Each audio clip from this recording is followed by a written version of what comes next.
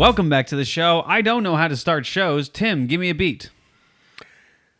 Like a rap beat? Yeah, that's fine. Back in my generation, if you said, give me a beat, you start beatboxing. I feel like that's all generations, though. Give me a beat? What do you think that means other than that? Give me, like, someone just reads out and, like, Dwight Schrute's farm, like, gives you a beat? No, but that's, did you ever see Kicking It Old School with Jamie Kennedy? When he says, give me a beat, and the guy goes, beats, and he hands him beat. Yeah, the Dwight Schrute farm is like, here's a beat.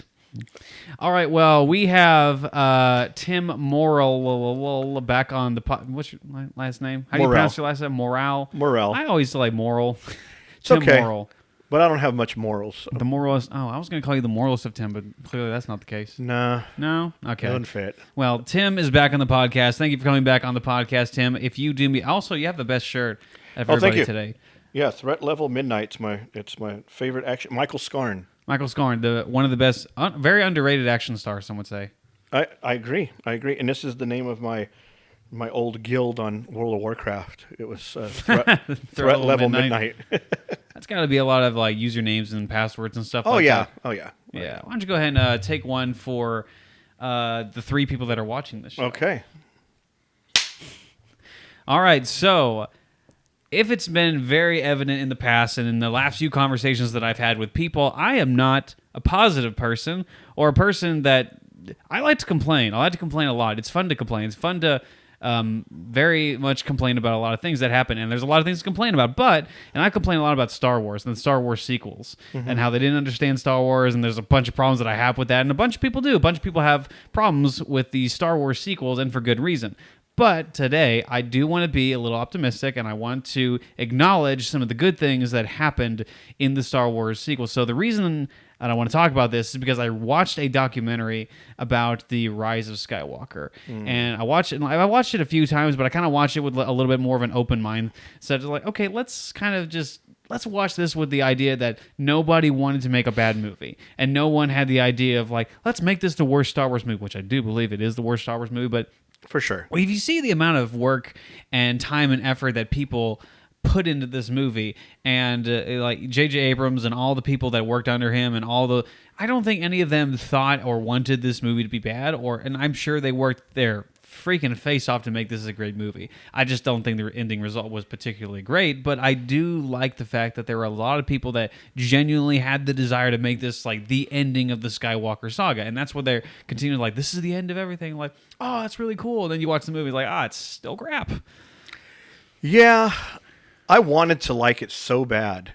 I really did, and at first I did, and there's elements that I do like, that I've watched a few times over and over again, but it really is a bad movie. It might be an okay movie, but to close out a trilogy or 9 films, it's terrible. Yeah, I think that's the biggest problem that people have with the sequel trilogy. Like, if you take even The Last Jedi out of it, it's not the worst thing. It's actually a pretty interesting film if you take it out of the context of Star Wars.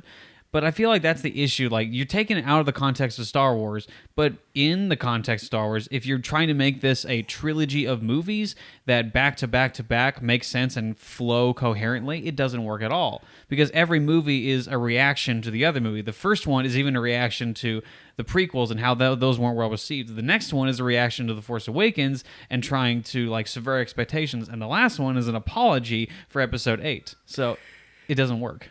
Yeah. Yeah, if they would have just hired JJ from the very beginning to do all 3, spaced them out a little bit, and then or hire Rian Johnson for all 3. I know people wouldn't want that, but the problem is that when you don't, like it's been said many times, they didn't have a plan. But Episode 9 basically tried to cram 2 films. So if you would have went straight from The Force Awakens to JJ is splitting The Rise of Skywalker in half and obviously making 2 films out of that. Yeah. And obviously making them a little different. I think if you would have slowed it down and not crammed so much, you could have had 2 and 3 right there. But oh well. I mean, it's a sad Can I statement. say one thing that could have made this, that would have been just so simple? By all means. That would have made, before we get into the positives, is why couldn't you had just at the very beginning have Rey have that yellow lightsaber at the very beginning where she made her own lightsaber?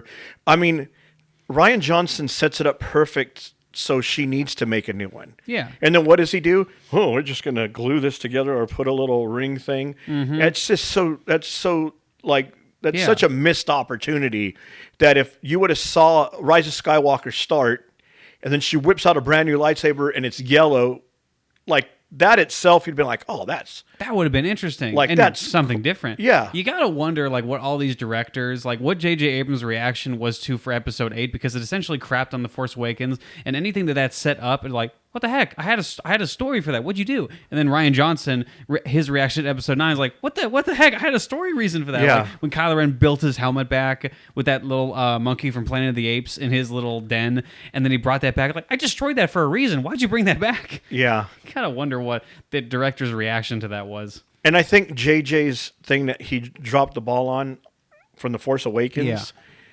is the Knights of Ren should have been like Sith Inquisitors, kind of, and they should have all had lightsabers. Without a lightsaber and them using the Force, I'm sorry, they're not that menacing. I mean, they look cool, but I think that's basically where, like, I'm just guessing maybe Rian Johnson's like, I really don't have a place for these people. Yeah. Like it's not like they pose any threat. They're holding axes and this and that. I mean, that's not really that. Yeah. I mean, you get the compilation of what they do in The Rise of Skywalker. It's essentially just standing around looking menacing and holding an axe that's like essentially an anime axe, because that axe is bigger than my whole head. That thing is ridiculous. So, okay, let me stop. Okay. Let me stop trashing it. Let's be positive, enlightenment people who I don't know, smoke weed on the side. Okay. I don't know. What is it? Those hippies on the corner of the street is like, yeah, man. Yeah. You think the government's watching us? Birds aren't real, man. Or like on that 70s show, it's just real, like, it's always real smoky. Yeah. Like it's always implied they're always smoking weed and. Oh yeah. It's pretty like. Yeah. Yeah, you're high all the time. It's not that there's not good parts in Rise of Skywalker. So let's talk. I feel like let's talk about let's get bare bones and talk about the most universal thing that I think everyone likes about the Rise of Skywalker. It's the one scene that everyone, I think, unanimously agrees like that's a great scene. When Han Solo, spoilers, when Han Solo comes back to visit his son in the last moments of the movie. It's not really a Force ghost when he's talking to Kylo Ren again. It's not really a Force ghost. I think it's a memory, and I think that's very explicitly stated. It's not a Force ghost, but that is such a poignant scene because it perfectly reflects the last scene that they had before Kylo Ren killed Han Solo, and it redoes the dialogue. It does the same dialogue from that scene, but it's in a different context now because now Kylo Ren understands that like he needs to let this self go, like. And finally, like, give in to his want to be in the light side. Yeah, and I agree. That's exactly what's going on. See, at first people were like, how is he coming back as a Force ghost? But it clearly says, Kylo says that this is not real or whatever, and he says this is just a memory, and then Han Solo says, your memory. Yeah. So exactly what you said is what it's doing is he's reliving the Force Awakens bridge scene, and he's got same dialogue, and what he's doing is he's doing the same thing, but then he makes the right decision. So in his mind, he's kind of forgiving himself and kind of rationalizing that. It's kind of like where when you get older, you make a lot of. You ever have those times in your life where you're like, if I just made a different decision at this one time, my life would be different. Yeah. And then you think like, well, if I did this, then this would cause this to happen and that. And I think that's what Kylo's doing is he can't forgive himself, and he's basically reliving it. And in his mind, because he's not all there, is he feels he redeemed himself by handing over. I don't know what to do. I don't know if I have the strength to do it. Yes, will you help me? Yeah. This and that. It's too late. And all that. But then this time he, throws a lightsaber and he makes the decision. So I think that's the whole point. I think a lot of people at first didn't quite get that, Yeah. I mean, bringing him back, ironically, like, the only thing that we've seen, like, physical beings come back from the dead is a Force ghost, so automatically people are going to assume that's a Force ghost. It's a memory. And I think the movie is pretty clear in that statement. I don't think that there needs to be a whole bunch of explaining in that area, so I was fine with that. But it's a very poignant scene. I think that everyone agrees that is probably the best scene in the whole movie, if definitely the best scene in the whole movie. But even onwards, and with the most consistent thing about these movies is Kylo Ren and Adam Driver, how he portrays Kylo Ren.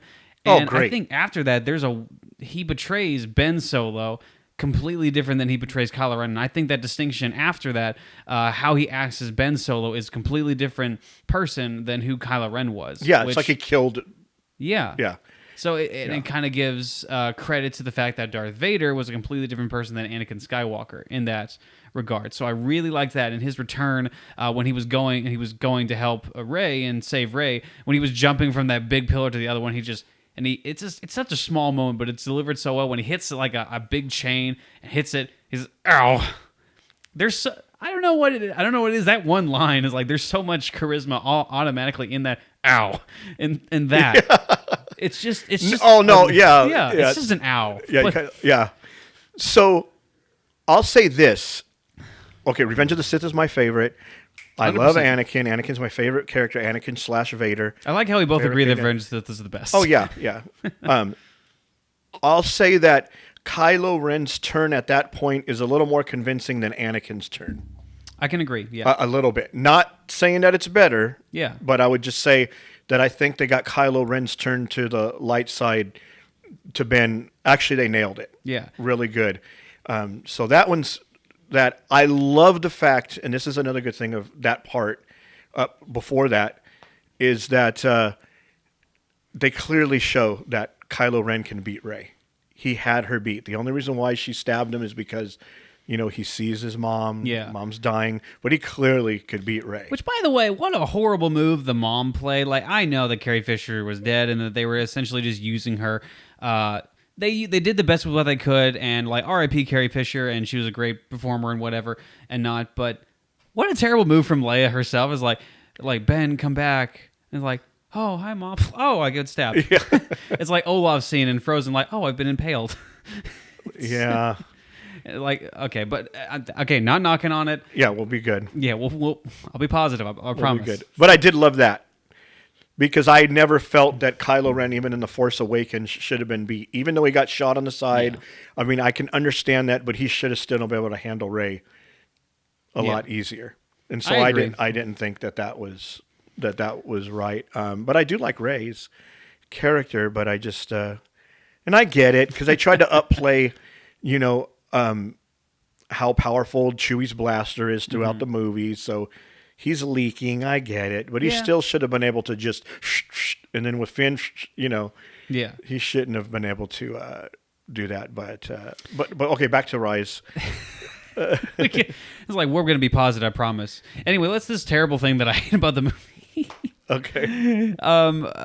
Okay, so going back to Rise of Skywalker, another thing that I found, were you saying anything else? No, I apologize. No, okay. Go ahead. So another thing that I found very intriguing, and I thought that was a very interesting thing that they added, was the Sith planet that Palpatine was on. I don't like this Exegol. I don't like the fact that there were 6 bajillion Star Destroyers on there, but I do like the fact that this is some kind of ancient Sith temple, and the fact that the structures of this place are just like massive, and that the Emperor has all these Sith followers and this cult that he's amassed over the years, and like that's cool.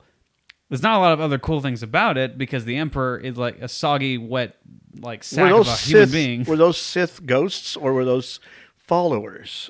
I don't know. You could say there's an argument to be made for that because Palpatine does say like I am all the Sith, which could have mean anything, but I think they're cult followers because essentially they're just servants of the Emperor, and there's also an argument to be made that in Exegol they reside on this planet because this is kind of like the Sith planet, or maybe like a Sith temple, because we don't get to see a lot of Sith temples. We get to see a lot of Jedi memorabilia, Jedi temples, but this is the first time we get to see something like in the Sith. Like, this is massive. It's a dark place. There's the sound design in this planet is wonderful, and the fact that you enter kind of in the similar manner that the Jedi temple, but it's like this dark, foreboding place. It's really cool. I love the design. It's creepy. Remember when they came out with like the second or third trailer for the Rise of Skywalker, and it had him going down, and you're like, oh my gosh, this looks like so dark. Did you know they're coming out with a book next where it's the thing with Luke and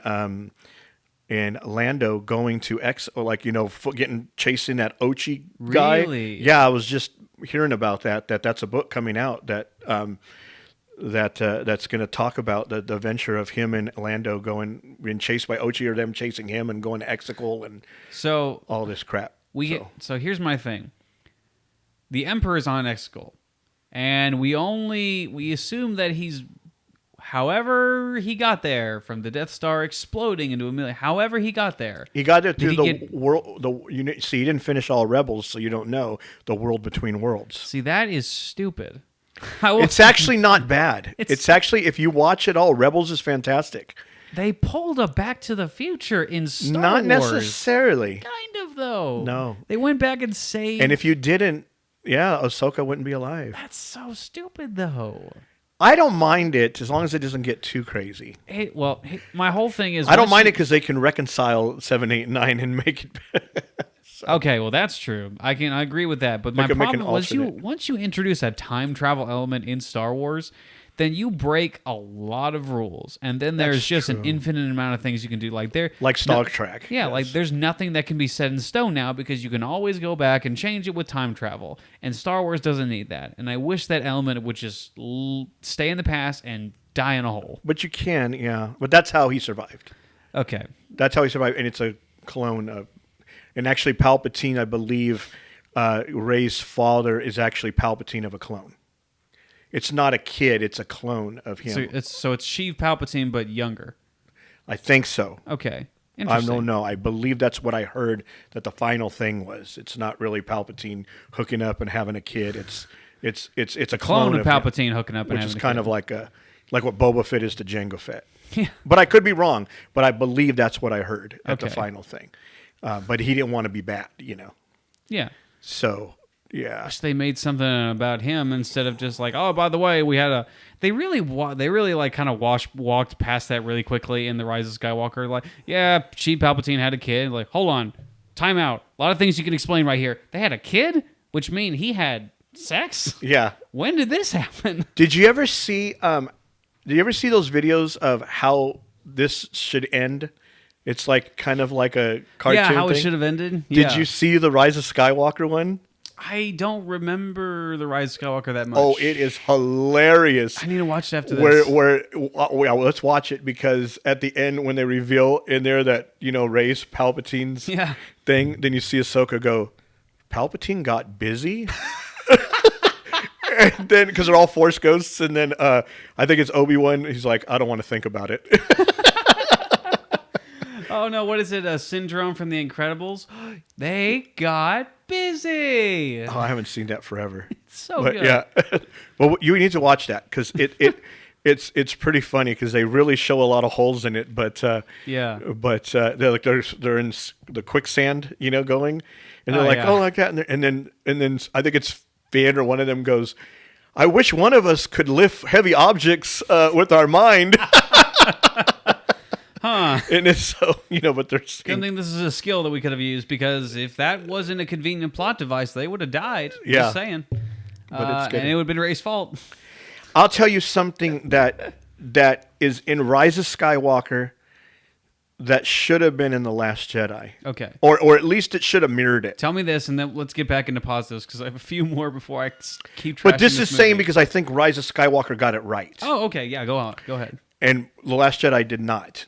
So when Ben Solo shows up to help Rey, right? Mm-hmm. He jumps. Ow! Remember the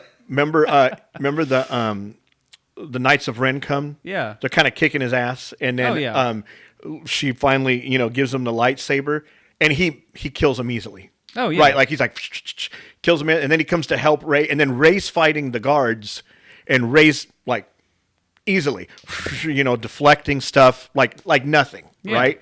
Then they get together, and Kylo kind of does this. That's how it should have been in The Last Jedi when they're fighting Snoke's guards. They struggled with Snoke's guards, which they should have never done. They didn't use the Force at all. Yeah. When they're fighting Snoke's guards, it's like them two having lightsabers and the Force.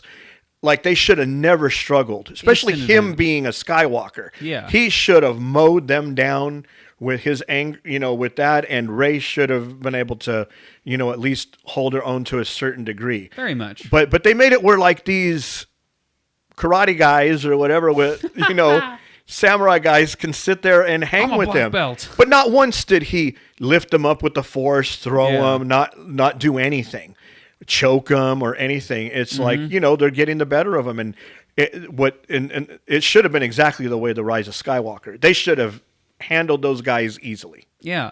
It's something that people brought up in the Last Jedi, when Luke Skywalker could have just come in and is like, just use the Force. Like, oh yeah, and just choke him to death. But that is another element that I do love about that I genuinely do really think is interesting in the Rise of Skywalker is the dyad aspect between Kylo Ren and Rey. That's kind of clever. Super cool. I really like that. It's new. It's something interesting. It's nice. It's interesting to see that when there's elements of the dark side or light side that are rising out of nowhere, the Force just kind of comes to balance it out, which I thought was the original intent in The Force Awakens, because there was so much darkness when Luke Skywalker was cutting himself off from the Force, that the Force is just trying to balance itself out. Yeah. And so that's why Rey was powerful. They never really said that was the reason, so it probably isn't. And isn't now... I'm sorry, I didn't mean to cut you. No, she's just powerful because she's Palpatine's daughter, which makes no sense, or niece, or whatever. However that works. So, but Snoke tells us that, though. Snoke says, it does. He says, darkness rises and light to meet it. He goes, I warned my apprentice as he grew stronger that his equal in the light would come. He goes, Skywalker, I presumed, but wrong. But I was wrong. Yeah, that part I agree with, and I thought that was interesting. But then the next movie came, like, you have his power. You have Palpatine's power. Like, okay, well, that just throws that out the window. What are we doing now? I keep trashing the movie. I can't stop. But again, even that, like, the dyad part is very interesting, because that kind of shared consciousness that they have is not something that we've seen in Star Wars. And the fact that they can interchange and intersplice elements from around their surroundings to where they are currently, that's really cool. And I will say this is not in The Rise of Skywalker. This is not a problem I have with The Rise of Skywalker, but Disney tried to retcon the fact that Emperor, the original reason the Emperor wanted Anakin Skywalker, because he wanted to do a dyad thing. That's wrong. That's not the case at all. It's just something with Kylo Ren. Anakin ended up getting created because Palpatine and Plagueis, I believe, were trying to create, like, a spirit child. I don't know. I forget what it is. And then Anakin gets to... created and to counter that. Yeah. So Palpatine's like, okay, well then I'm just going to turn him to the dark side. Yep. That's interesting. So I'll tell you that I didn't mind her being Palpatine's granddaughter. It wouldn't have been my first choice. It would have been that she's a Skywalker and that she was cloned from Luke's hand. Luke's hand, Anakin's arm, and Princess Leia's DNA from the probe droid. Yeah. And that's how she's female plus a Skywalker and so powerful. So that's would have been my first one. But if you go back to the to the Last Jedi, I remember they're in the elevator and he's like, I know you'll turn at the end because I know who your family is. Mm-hmm. So if they would have left it at that and went into episode 9, instead of saying like they're nobody, like that makes sense. Like, okay, I saw that Palpatine is your thing, so you got the dark side in you. Yep. So that would have been a perfect thing, but at the end, then they try to say like, oh, they're nobody. Yeah. Which technically they were. He was really a nobody on there. So if you kind of look at it in that sense, it does make sense where he's like, I know where you come from. Like, I know who your parents are. Yeah. You're going to turn. It does make sense. And again, when he went to the Emperor in the last movie, the Emperor kind of explained the whole story. But again, a lot of that is just from movie to movie, it's inconsistent. So I feel like that's everyone's biggest problem. Like in the second movie, Kylo Ren's saying like, you're nobody. In the next movie, like, I guess you're somebody now. Like, all right, cool. So it's inconsistent as all get up. I will say that's something that is consistent between all movies is the acting between all the characters is good. And even though I'm not the biggest fan of Daisy Ridley's, she is very competent in this role. And I think even in the first one, I think she's really great in the first one. I think the intro to Daisy Ridley's character is absolutely wonderful.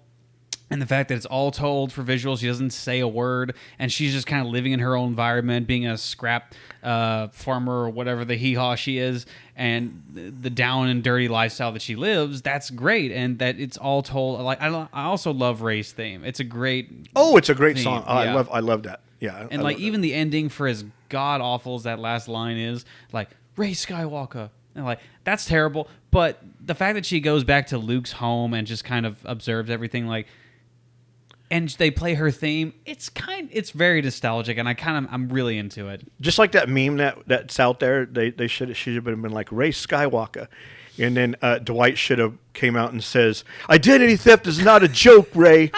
It'd be so fantastic.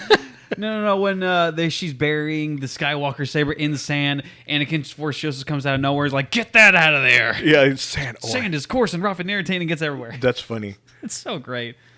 So, but honestly, what irritates me though too is like I think about the Force Awakens, and it could have done anything.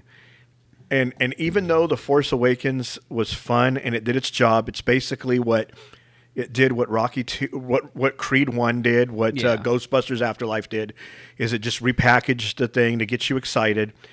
I mean, I would have had where Rey and Kylo are brother and sister, and the Solo twins. I would have made it where Luke has got the Jedi Academy, and Rey is better than Kylo, and Kylo's pissed off, so Kylo wants to get better. So the dark side kind of comes and says, "Hey, go over here and find the Valley of the Jedi where they're buried, if you know what that is about." And say you'll get a lot more powerful there. So he seeks out to go out there just so he can be more powerful. And that's how my story would go at the beginning. Okay, so I want you to explain this a little more, but I do want to bring up the fact that even if Rey and Kylo Ren were brother and sister, let's be honest, it's Star Wars. They still would have made out. Yeah. Yeah. Incest. Terrible. Star Wars incest, bringing it to you That's from the original terrible. movie. No, they would not have. Stop it. No, it's like, remember, it's like when Luke and Leia kissed, and it was disgusting then, and it's disgusting now. Maybe it's okay. Maybe it's but no. You have to wonder, like when Luke Skywalker. I think they even brought. But they it up didn't use tongue. So what? No, I'm just kidding. You gotta wonder what happened. No, in like I those know it's previous terrible. movies, like, ugh. Maybe on Alderaan, that was just a way of like Oh, stop. Like that was their culture. You don't know. Why? Oh no. Maybe that's why Tarkin's like, we got to blow this thing up. What? Maybe Tarkin was right. Blow it up. It's a bunch of people making out. With their. It is Alabama the planet. Yeah. You gotta, like, but ding ding ding ding ding. Blow it up. Yeah. So I don't blame That's him. disgusting. Okay, so you had told me, why don't you explain to me in detail, because you said that you had an episode 8. Because I think we can both agree that Force Awakens is a good movie. It's generic, it's repackaged, we all know this, but I think it works as a movie, and I think the only reason that people have really gone down on it over the years is because the next 2 movies were really disconnected, and it made The Force Awakens worse by comparison. But if you really look at it by itself and just kind of ignore the other 2, which is the only reason that I watch Force Awakens with, if you look at it in that context, it's still a pretty good Star Wars movie. There's some great moments in there. It is. And like Finn's introduction is some of the coolest stuff I've seen in Star Wars. Wasted character, by the way. Absolutely wasted character, but a great intro. So you want to know what I would do for episode 8? I would love to know what you would do. I'll tell you my brief outline because I've thought about this a million times. So in the books, like, the visual books and different stuff that talk about the history, is they mentioned in there that Snoke has another apprentice somewhere. They don't say the name, I don't believe, or whoever it is. So I would have made it where there was a time jump where Rey's been on the island with Luke training for about a year, 6 months or a year, right? Yeah. And then Snoke brings his other apprentice to help train Kylo Ren. And then you have the Knights of Ren there, right? Then they find out where Luke and Rey are, right? Yeah. And he's like, well, you know what? Send the Knights of Ren to that island. So then they send, and this is kind of towards the end. And I don't have a plan, by the way, for Finn and them. So this is only what's going on with them. No worries. So at the end, you have kind of like, what's going on is you have 2 fights going on at the same time, like Yoda versus Sidious and Anakin versus Obi-Wan. Yeah. So you have, at the same time, you have the Knights of Ren without Kylo. Mm-hmm. You could have Kylo or without Kylo, either way. They land at the island, they're battling Rey, holding on, and then at the end, Luke comes and just pulls out a lightsaber and just mows them down like nothing. Yeah. So you get Grandmaster Luke, this and that. Okay, if you have Kylo there, then you have Kylo surviving and going back, telling Snoke we failed, and then he's like, well, then, you failed me. And then the last fight is Kylo fighting Snoke's other apprentice to become the ultimate apprentice for Snoke. Yeah. And then you have them battle out and have it where Kylo really shows his power and kills off that. So that's what I would have. I wouldn't even have Kylo and Rey fight back again. I would have Kylo fight another apprentice that Snoke has that's always bickering at Kylo, belittling him through the whole thing. And then finally Kylo takes his place in that. So that's how I would. That's how the premise I would have. Yeah. Welcome back from the edit. My camera died, and I interrupted the flow, and now everything sucks. So, so I like your story. I genuinely do think it's better than the episode 8 that we got. But again, I think that most of the stories that we got that are fan theories out there, the people that are redoing their own versions of episode 8 are better than the episode 8 that we got. And I think, and again, the whole point of the sequel trilogy, I think the intentions were put in the wrong place. And I really do think that if they didn't focus on the Skywalkers and they just left that in the past and let the original trilogy and the sequel and the prequel trilogy be the Skywalker trilogy, it would have been better. Because every time you cut to a Skywalker or cut to someone from the original trilogy, it's not as good. Like Han Solo, even though I liked him in The Force Awakens, if you think about it for a second, he's a deadbeat dad. He left Leia, he left the Order, and he went back to being a smuggler. It's like he never had a character arc in the original movie. And I know they did it for the sake of, like, remember Han, the smuggler? And there's no way the Han from the original trilogy would have left Leia. No, he loves Leia.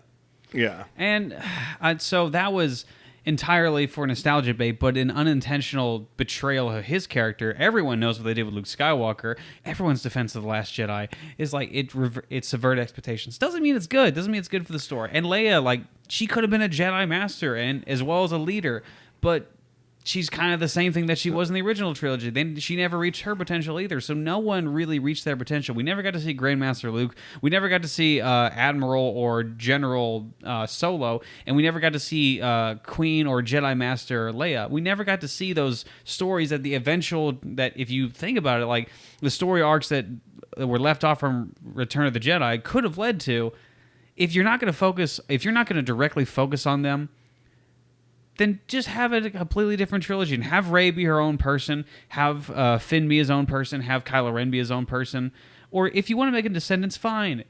But for the love of Mike, just respect the characters. So I think the whole sequel trilogy's basis was focused on wrongly.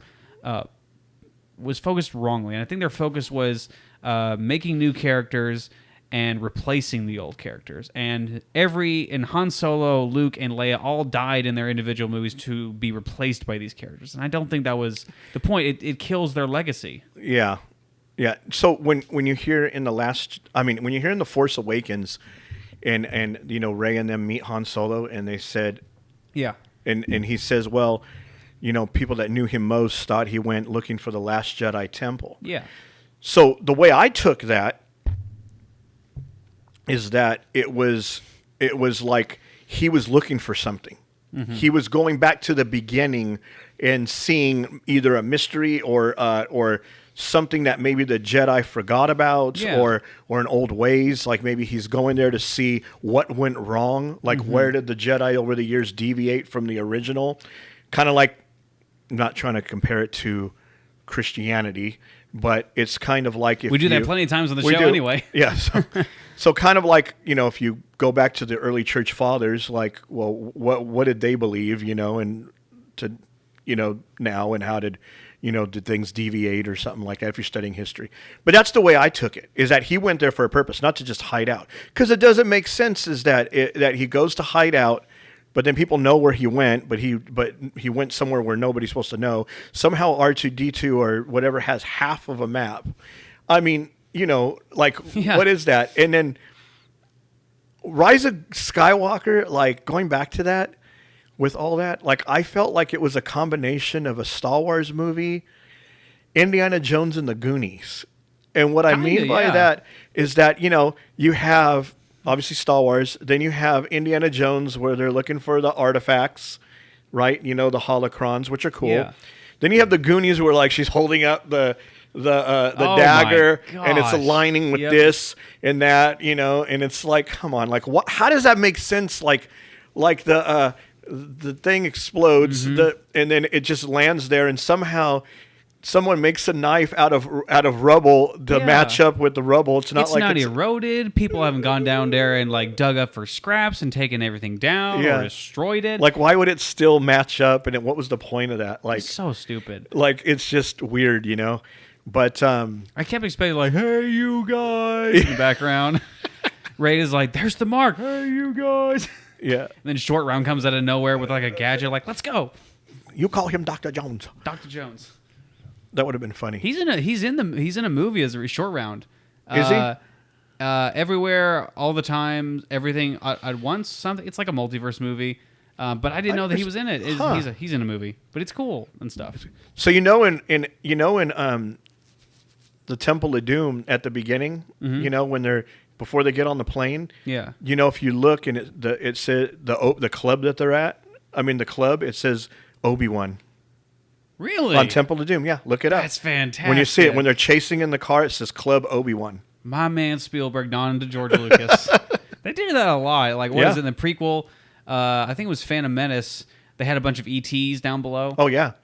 And then Raiders of the Lost Ark, I think it is, or one of those, they have the golden thing, and you can see R2-D2 and C-3PO in the background, like Egyptian engravings in the background. Yeah. It's fantastic. Indy 5's, well, I don't know anything about that. It's going to be trash.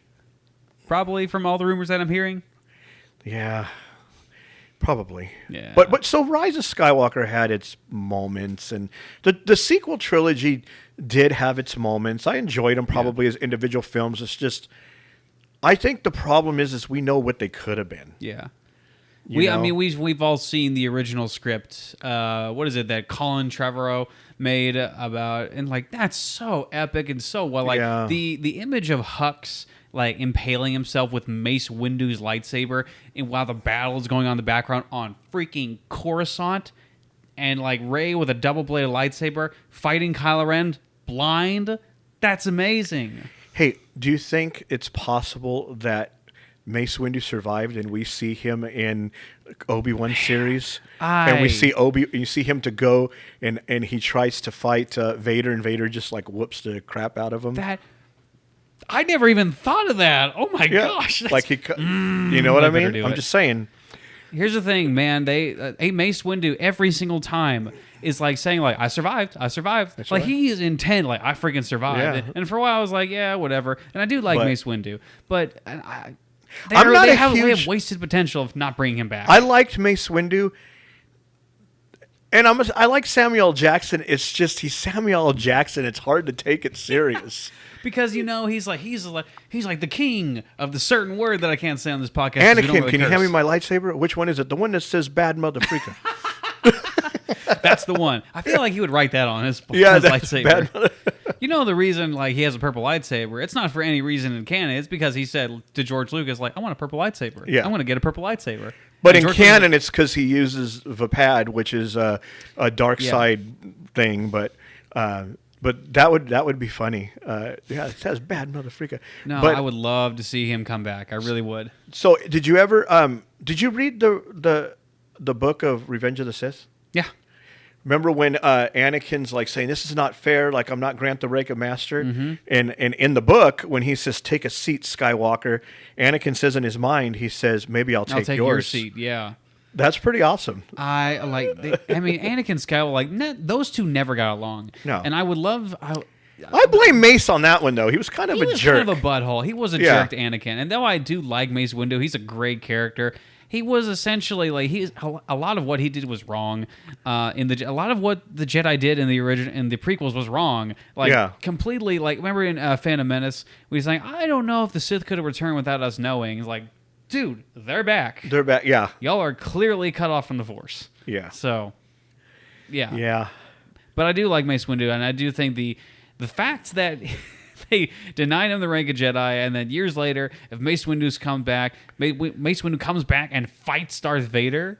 Oh yeah, dude, Vader's gonna like, oh, I'm pissed at you. Let's go. Yeah, that's gonna be great. You wouldn't let me in the Jedi. So that kind of seems a little pouty. Like, you wouldn't let me in the Jedi Order. You wouldn't let me have a seat. I'm gonna stab you. Yeah, in the Jedi Council.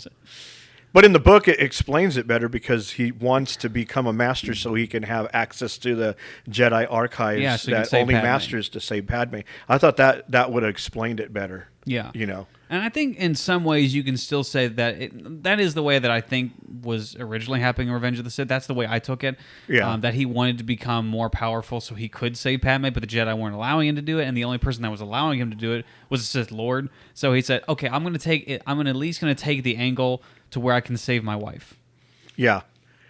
And so I kind of agree with you. And going back to what was originally said, you could say Kylo Ren's execution from him coming from the dark side, turning to the light side was better executed, but the story and the implications of Anakin turning to the dark side in Revenge of the Sith is such a more powerful story. Oh, for sure. Overall. And then we can get into whole of, even though I love the prequels, I don't think I would have rather Darth Maul survived. Darth Maul show up and start on Tatooine and kills Shimmy in front of Anakin. Yeah. Anakin and Maul fight, and Anakin goes berserk and kills Maul. That would have been great. I thought that would have been better, and then you could still have Dooku on the side. Yeah. I think that they should. I think Maul should have survived. But hear me out on this. Even if we didn't get that, you got to admit the last 4 episodes of the Clone Wars would never have happened if Darth Maul didn't go through everything he went through. And true. Those last 4 episodes of the Clone Wars are some of the best Star Wars out there. Like, the ending scene is haunting. Like, I've never said that about Star Wars ever. Like, and here's the thing: I love Revenge of the Sith, and I love the original trilogy. I love the prequels, and I love some moments of the sequels. Star Wars is great, but in my opinion, probably one of the most powerful and haunting scenes in all of Star Wars is the very ending of the Clone Wars, when Ahsoka's standing there amidst the rubble and the dead clone troopers that died, and the fact that she buried all of them. And just the imagery of Darth Vader returning years later in that snow planet and seeing Ahsoka's lightsaber and the final image of a clone trooper with Ahsoka's paint on his mask and Darth Vader in the middle of it. Like, it's so haunting, and it just hits you in the feels. Like, dang, that's powerful. That's one of the best Star Wars scenes of all time.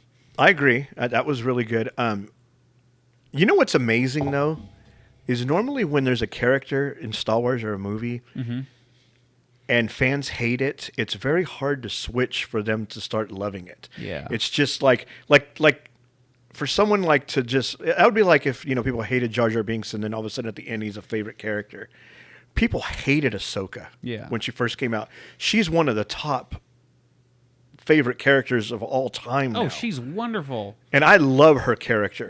And I thought Rebels did a good job of changing her. Did you see Rebels at least when she fought Vader? I did, and I thought that was a great scene. Maul? Oh, well, no, she didn't fight Maul. I thought everything about Rebels, the things that I like are Darth Vader, Ahsoka, and Maul. That's it. Yeah. Anybody else can, and Kane a little bit. But Ezra is a terrible character, and I hate his face, and I wish he dropped it all. Well, he's going to be in the Ahsoka series. You know how that ends, right? Yeah, I know how Rebels ends. It's okay, because she's looking for Ezra and Grand Admiral Thrawn. Yeah, and she has like the white robes and the staff. They're saying the rumor is the guy from Aladdin who plays Aladdin in that Will Smith version. Yeah, he's playing Ezra. That would be good casting. I just hate Ezra. So Sabine's going to be in it and all that, but I don't know. I loved Rebels, but I can see where there's a lot of filler episodes that were kind of crap. It just feels like, because Clone Wars matured with its audience, because you can look at the very beginning of the Clone Wars and where that started out. It's definitely a kid's show, but it's still very entertaining. But as it continued, it gets dark. It's like the Harry Potter series. It gets dark and matures with its audience. And at the very end, it is dark, haunting, and powerful at the ending. Rebels kind of seemed backtrack, and it didn't. And I can understand that kids would be involved and interested in it, but I didn't get into it just because I had progressed with Clone Wars up to this point. So to backtrack and go back to the kiddie stuff, I wasn't really into it. I didn't like it, and even the kiddie stuff in the prequels, I can laugh at and poke fun of. It's true. The stuff in Rebels is just not entertaining for me. Okay, real quick. Yes. What? What if 7, 8, and 9 was the story of Grogu and Mandalorian, but with all that, where I think they should have taken that, but added more of Luke and some of those characters, and the dark side is after Grogu, and that's part of it. Like, it wasn't a grand scale of everyone's trying to take over the galaxy. Yeah. But it was more of like around, and then you could have brought in different other elements. In that, I always thought too, like if they did the X-Men 2 United, where maybe Episode 8 there was another menacing thing, and Rey and Kylo had to join up with Luke to do something to kind of, and then become enemies at the end. But But I think that the way that they did Mando's season 1 and 2, if they would have taken that element and stuck Grogu in there, and then also still had that where they're after Grogu, I mean, I think fans would have went nuts. But I like the idea of Mandalorian being in those episodes, but I think making him the focus is probably not a great idea. No, he wouldn't have been the focus. Oh, okay. I think it would have been like you know how Qui-Gon says to Shimmy, like if he was born in the Republic, we would have identified him early because they can sense things out there, like, you know, like things that are heavy in the Force. Yeah. Like, well, what if the dark side and the light side are sensing there's some powerful thing out there? Yeah. And it's a race to find out who it's got, so they're both going. And it turns out it's Grogu. Like the cutest thing on planet Earth. They're like, oh, it's cute. And the dark side sends Mando out there, or Boba. And then that's part of the premise. And then, you know, I don't know. I'm just spitballing that there just could have been called The Force Awakens. It's true. It's true. I do like the concept. Maybe they took Grogu's blood along with the clone of Anakin and all them, and made Rey with Grogu's blood also. Rey would have been like 2 feet tall. It would have been a head just and her legs. blood for the midi-chlorians. Oh, okay. I mean, imagine like Rey 2 feet tall. She'd be in a head and legs, like walking around, like scurrying, like what is it, Plankton from SpongeBob? Like, oh yeah. I can deny it no longer. I'm small. Oh, SpongeBob. I love SpongeBob. It's great. I like the old ones. Of course, you know, my daughter used to watch the old ones, and SpongeBob was hilarious. There's a bunch of cartoons I go back and rewatch, and it's like, this is great. You couldn't get away with that today. No. The one episode where they go panty raiding, and they end up at Crab's mom's house. Can you imagine? You can't do that today. No. He's like, you guys are lame. And they're like, oh, you're not going to go panty raiding with us? And then I think the funny one was when SpongeBob and Patrick are selling chocolates door to door. Mm-hmm. And then this old lady answers the door, and SpongeBob's like, hey, is your mother home? And then she's like, yeah, hold on. And then a really old lady with just a spine on a wheelchair comes, and then he's like, hey, if you buy this chocolate, and you know, you can live forever, a long time. And then the daughter's like, no. Let her. That's so dark. That's terrible, but it's hilarious. It's great. I miss dark humor. It's not there anymore, and I miss it so much. No, it's not. It's not there. It's not. I miss the dark humor, the dark ages. Dark ages was a good thing because it's dark humor and hilarious when people, you know, had a backbone. It was like, there's a joke. Yeah, and I'm not going to get offended because I'm going to get offended, but I'm not going to, you know, give a cry about it. Oh yeah, yeah, it was good stuff. But back in the day, we made fun of everyone, and everyone didn't care. They did not. What is it? There's a comedian that I saw as of recent. He was commenting on the internet, the age of information, and he said, "It's like, remember when we just didn't know things, and you just continue not knowing things? Wasn't that great?" Everyone has all the information at their fingertips, and yet we're dumb. Yeah. If I had to do a book report on some country, I had to go down to the library, you know? Yeah. I don't know anything about South America. Yeah. And we're right next door to it. For that. But everyone thinks they're an expert on everything. Of course. Well, that's going to be it for the episode today. I don't know why I'm looking at my phone. It just feels rude that I'm looking at my phone like, hey, I got to go look at my phone. But thank you for coming back on the episode, Tim. Good to have you back. I appreciate it anytime, man. Yeah, I love talking Star Wars and stuff, you know. Yeah, come over here every time you want to talk about nerd nonsense, which is essentially what this show is, nerd nonsense. I agree. except when we talk about Euphoria, and that stuff gets terrible really quickly. Never saw it. Didn't catch my eye. I don't know if you'd like it. There's some good things, and there's some things that make me want to shoot my toe. So no, I'm busy watching the 2 terrible episodes of Halo, but I'll let you talk about that on your next podcast. Yeah, I know nothing of Halo. I just know that the show was terrible. It's not good. Okay. Yeah. Well, that's going to be it. Thanks, man, my guy. And Ernesto, roll those credits.